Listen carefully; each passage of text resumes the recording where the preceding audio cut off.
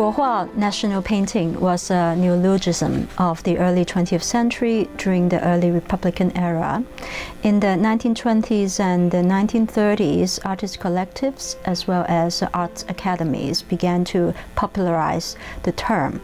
We do not have a fixed definition for it. However, we can generally think of it as a way to perform a certain Chineseness within the modernist context. A comparable movement would be the Nihonga movement in Japan, where modern contemporary artists try to use native aesthetics and formats such as perhaps the scroll on the screen, etc., to portray aspects that relate to their own culture, but at the same time aesthetically modern. At the start of the project, I was intrigued by the paradox of the term Guohua, which points to China, but the practitioners, the Guohuajia, were constantly challenging the boundaries of Chineseness. Adding to that paradox was the dialogue with Japan, which was China's arch-enemy. The cases I explore in the book tend to emphasize the sources from Japan and the transformation by the Chinese. And in the most intense period of hostility between the 1930s and the 40s, we see distinctive examples of how artists such as Fu Baoshi and the Lingnan masters and others using Japanese aesthetics, but turning them around, transforming them to articulate their own political agendas.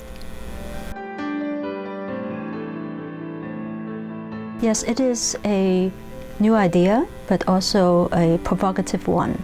As many people know, that literati painting has a long tradition in China. It also has its own trajectory in Japan.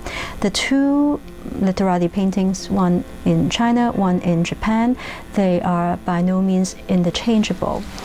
The reference to literati painting in my book very much is based on what in the 1920s Chen Shizhen discussed as being a type of work that emphasizes the artist's subjectivity, feelings, thoughts, etc.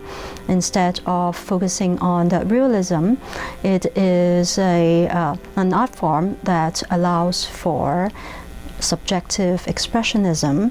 Hence, he compares it with the avant-garde movement in the West, such as Cubism and Futurism. In the case of Japan, there is also something called Neo-Nanga or Neo-Bunjinga, promoted by people such as Hashimoto Kansetsu.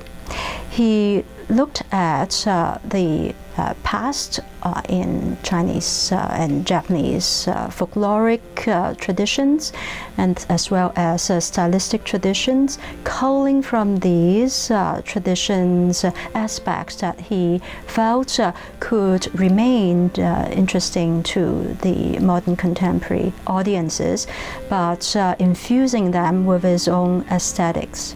With the rise of such movements in Japan, the Chinese artists engaged in literati painting or simply Guohua national painting felt there was a future in promoting traditional aesthetics, and that they have found that being successfully played out already in Japan.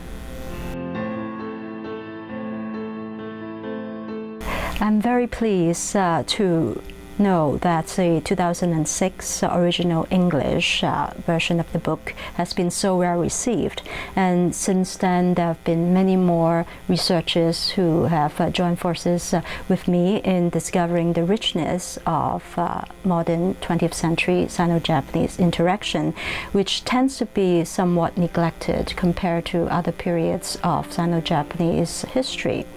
With the publication of the Chinese version, we now will have many more who discover the varied and complex history, including areas that I have laid out, such as art education, exhibition, and the art market.